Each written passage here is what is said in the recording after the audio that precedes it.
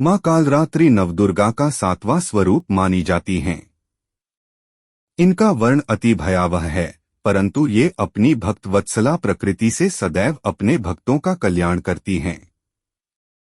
शास्त्रों में वर्णित कथा के अनुसार एक समय पृथ्वी पर राक्षसों का अत्याचार बढ़ गया।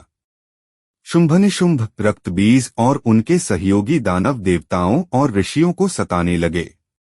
तब देवी ने महाकाली का रूप धारण किया। उसी महाकाली का भीषण स्वरूप ही कालरात्रि कहलाया। इनका शरीर काला और विशाल है, केश खुले रहते हैं और 3 नेत्र सूर्य चंद्र के समान चमकते हैं।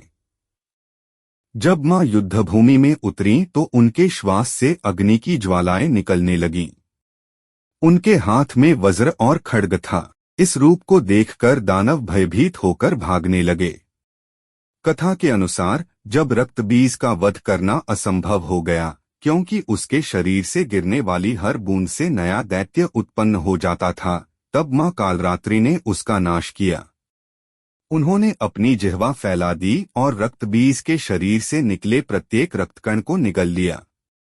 इस प्रकार नए दैत्यों का जन्म रुक गया और उसका वध संभव हुआ। उसी क्षण से मां कालरात्रि को भय नाशिनी और संहारकारिणी कहा जाने लगा। भक्तों की मान्यता है कि मां कालरात्रि की पूजा से समस्त भय, शत्रु और ग्रह बाधाएं समाप्त हो जाती हैं।